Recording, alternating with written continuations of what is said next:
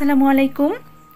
নতুন আরেকটি লাইফস্টাইল ব্লগে আমন্ত্রণ করছি আমি Mehnaz diary of desires channel থেকে। আশা রাখছি যে যেখান থেকে বসে নতুন এই ব্লগটি দেখছেন সবাই আলহামদুলিল্লাহ ভালো আছেন। আমরাও আলহামদুলিল্লাহ বেশ ভালো আছি। আজকের ব্লগে আমি শেয়ার করছি সংসারের হজবরলা কাজের ভেতরে কিভাবে মাথা ঠান্ডা রেখে প্রায়োরিটি সেট করে সব কাজগুলো সময়ের মধ্যেই কমপ্লিট করা যায়। সংসারের হজবরলা কাজ বলতে আমি বুঝিয়েছি এখন আমাদের যাদের 2টা 3টা করে স্কুল গোয়িং বাচ্চা রয়েছে, সবার এক্সাম শুরু হয়েছে, সেই সাথে আমাদের মতো মায়েদের সংসারের চাপ সামলিয়ে বাচ্চা কাচ্চার পড়াশোনা সামলিয়ে আবার ইউটিউব প্ল্যাটফর্মে ব্লগ আপলোড করতে হয়। যারা ব্লগ আপলোড না করছেন, হয়তোবা বাইরের কোনো কাজ করছেন, চাকরি করছেন, বিজনেস করছেন, তো সংসারের হজবরলা কাজের ভিতরে কিন্তু অনেক কাজ থেকে যায়। বাচ্চাদের খাবার রান্না করা, সকাল বিকালের নাস্তা দেওয়া, দুপুরের রান্না বান্না করা, বাসার ঘর গোছানো, রুম গোছানো, অনেক কিছু থেকে যায়। তো সেই হজবরলা কাজগুলোকে আমি কিভাবে মাথা ঠান্ডা রেখে প্রায়োরিটি মেনটেন করেই আমার সংসারের কাজগুলো কমপ্লিট করছি, সেটাই আজকের ব্লগে শেয়ার করছি।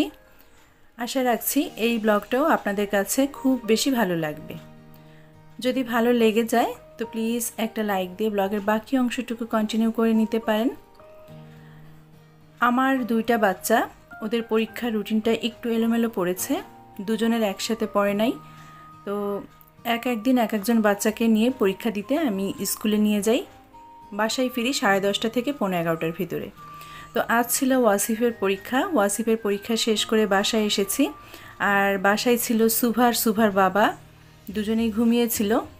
যেহেতু কেউ নাস্তা করেনি, তাই আমি চিন্তা করছি যে 2টা বাচ্চাকেই আমাকে এখন একটা হেলদি খাবার দিতে হবে, যেটা কিনা অনেকক্ষণ পর্যন্ত ওদের পেটটা ভরে থাকবে, সেই সাথে আমিও সংসারের কাজগুলো করে নেওয়ার সুযোগ পাবো।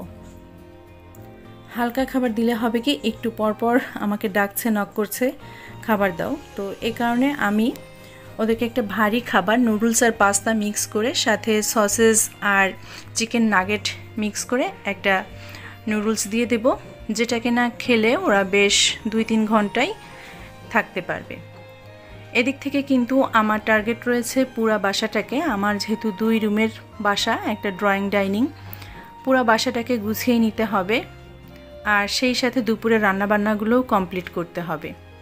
এদিক থেকে কিন্তু পরের দিন 2 বাচ্চার না, সুভার আবার পরীক্ষা রয়েছে, তাও আবার বেশ কঠিন পরীক্ষা এবং অনেক লেখালেখির পরীক্ষা, বাচ্চাটাকেও সময় দিতে হবে।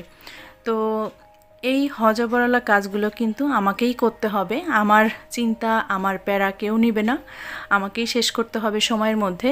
তাই আমি যেভাবে কাজগুলো করে নিচ্ছি এক এক করে, সেটাই আপনাদের মাঝে শেয়ার করার চেষ্টা করছি।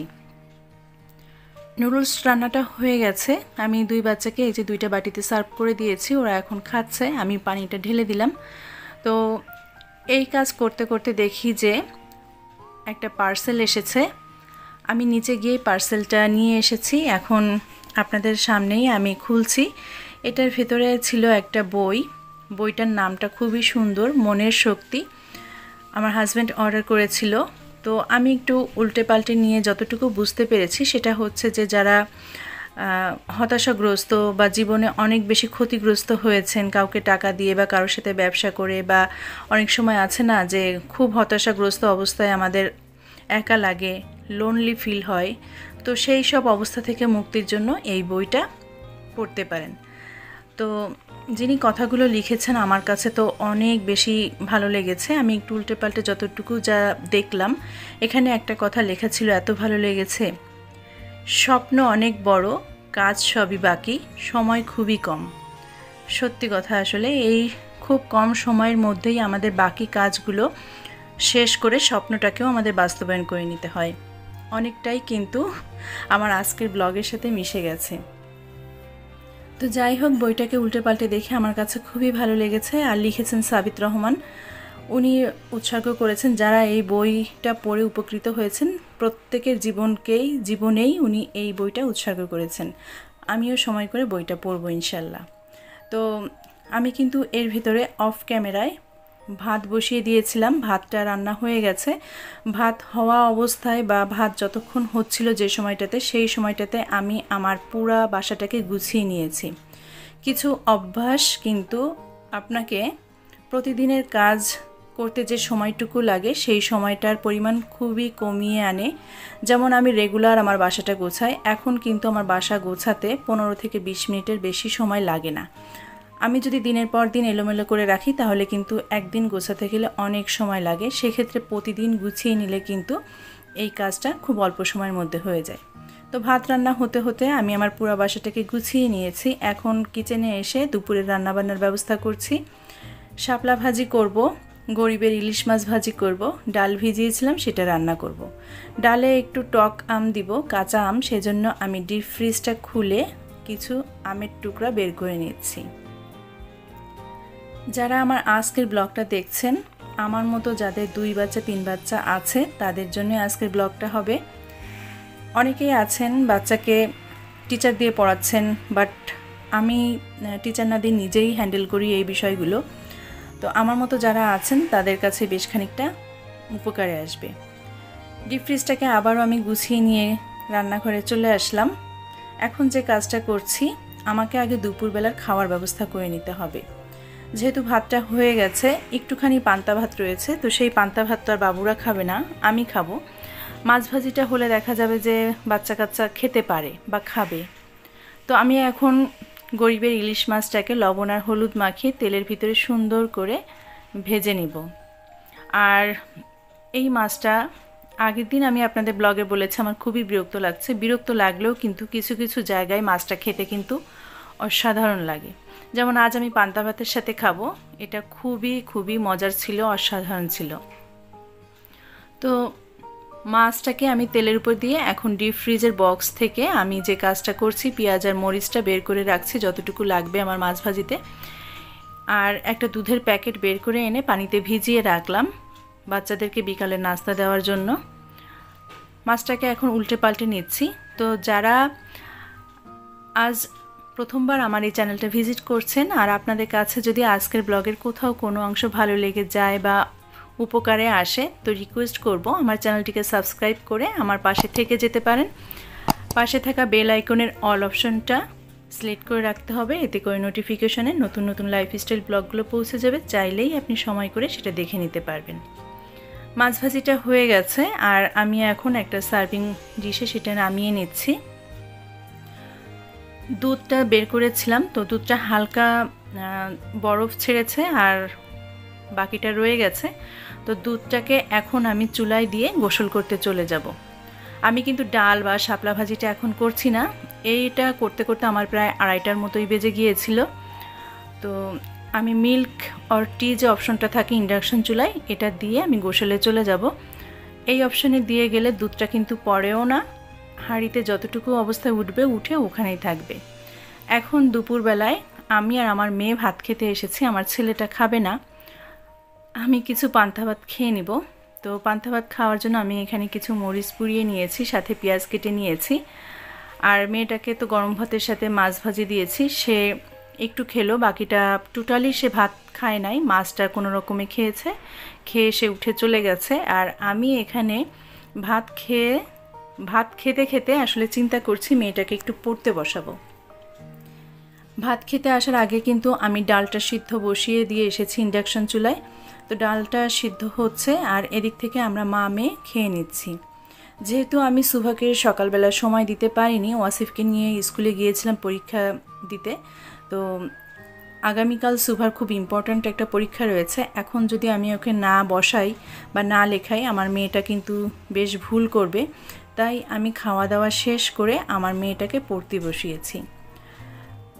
লিখছে, আমি বরাবর বাচ্চাদেরকে লেখাতে আমি খুব বেশি পছন্দ করি। লিখলে বানানগুলো ভুল হয় না, বানানগুলো ঠিক হওয়ার সম্ভাবনা থাকে, সেই সাথে কিন্তু পড়াটাও মুখস্থ হয়ে যাওয়ার সম্ভাবনা থাকে খুব তাড়াতাড়ি। 1 ঘন্টা বসিয়ে আমি লিখালাম কয়েকটা প্রশ্ন। এর ভিতরে আমার ডালটা আমি ঘুটে সিদ্ধ করে সেটা পানি দিয়ে দিয়েছি, সেটাও অনেকক্ষণ জাল হয়ে গেছে। এখন আমের ফালিগুলো দিয়ে তারপরে আমি পুরো ডালটাকে ফোড়ন দিয়ে নিচ্ছি। অ্যাজ ইউজুয়াল যেভাবে আমরা রান্নাবান্না করি সেভাবে। এখন বিকাল 4টার মতো বাজে। তো ডালটা হয়ে গেছে। এর ভিতরে আমার আপা এসেছিল, আপা এসে শাপলাগুলো ছুলে বেছে উনি আমাকে ভাজি করার জন্য কেটে দিয়ে গেছে। তো ডালের কড়াইটা নামিয়ে গ্যাসের চুলায় রেখে দিব। আর এখন আমি ওই ফ্রাই প্যানটাতে শাপলা ভাজিটা বসিয়ে দিব।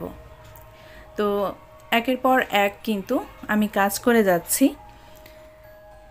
শাপলা ভাজিটার ভেতরে লবণ আর হলুদ দিয়ে ঢাকনা ছাড়াই আমি এভাবে নেড়ে নেড়ে রান্না করে নিব। কোনো ধরনের কোনো পানি গলবে না এবং খুব সুন্দর মতো করে আমি ভাজি করে নিব। আমার শাপলা ভাজিটাও কিন্তু এর ভিতরে হয়ে গেছে। এই হচ্ছে মাছ ভাজিটা, যেটা আমি আর আমার মেয়ে দুপুরবেলা একটুখানি খেয়েছি ভাতের সাথে। আর এই হচ্ছে শাপলা ভাজিটা, কোনো পানি ছাড়েনি। এই তো। আর ডালটা তো আমি চুলার পরে রেখে এসেছি। ওই ধরনের খাবার খাই না, তাই একই ধরনের রান্নাবান্নাও করি না। জীবনটা তো একটু ওলটপালট হতেই পারে, তবে জীবনে রুটিন মাফিক কাজ করলে অনেক কাজই সহজ হয়ে যায় এবং প্রায়োরিটি সেট করে কাজ করলে জীবন খুব সুন্দরই হয়। সব কাজই কমপ্লিট করা যায় সময়ের মধ্যে। আমি এখানে বেশ কিছুটা সাবুদানা রান্না করে নিয়েছি, সেটা পানিতে ঝরিয়ে আমি নিয়ে আসলাম। আর এখন সেদিন যে ক্রিমটা আমি রেডি করেছিলাম সেখান থেকে 3 টেবিল চামচ ক্রিম আমি সাবুদানার ভেতরে দিয়ে দিলাম। এখন দিয়ে দিচ্ছি অল্প পরিমাণে দুধ, লিকুইড। এই দুধটা দিয়ে তারপরে আমি একটু আমের কুচি দিয়ে দিব। আম কুচিটা দিয়ে আমি ভালো করে এখানে নেড়ে নিব। আমার 2টা বাচ্চা যেহেতু দুপুরবেলা ভাত খায়নি, তাই আমার একটু চিন্তা ছিল যে আবারও বিকেলবেলায় ওদের একটা স্বাস্থ্যসম্মত হেলদি খাবার দিতে হবে, যেটা কিনা খেলে ওদের ভালোও লাগবে, প্লাস পেটটাও ভরবে এবং উপকারও হবে। তো সব কিছু মিলিয়ে চিন্তা করলাম যে সাবুদানার এই ডেজার্ট আইটেমটা দেওয়া যেতে পারে, সেটাই করছি। তো এখন 2টা বাটিতে আমি এভাবে নামিয়ে নিচ্ছি। তারপরে উপর থেকে আমি বেশ খানিকটা আইসক্রিম দিয়ে দেব এবং আরও কিছুটা আমের কুচি দিয়ে সুন্দর করে তাদেরকে পরিবেশন করব। আর পরীক্ষার সময় বাচ্চাদেরকে কিন্তু একটু ভালো ভালো খাবার আর পরিবেশনটা একটু সুন্দর হলেই কিন্তু তারা অনেকটা খুশি হয়ে যায়। আমার মেয়ে আজ বলছে, আম্মু তোমার কি আজ মন ভালো? আজ সকালবেলা পছন্দের নুডলস করে দিলে, বিকেলবেলা সাবুদানার পায়েস করে দিচ্ছ, অনেক খুশি হয়েছি আজ। তো আমি বললাম যে ঠিক আছে, তোমরাও তাহলে আমাকে খুশি করো, ভালোভাবে পরীক্ষা দিও। এই তো। তো এভাবেই করেই কিন্তু সংসারের হজাবরলা কাজগুলোকে বা এক এক রকমের কাজগুলোকে আমি একটু প্রায়োরিটি সেট করে তারপরে মেনটেন করি এবং এভাবেই কমপ্লিট করে মাথা ঠান্ডা রেখে চালিয়ে যাচ্ছি।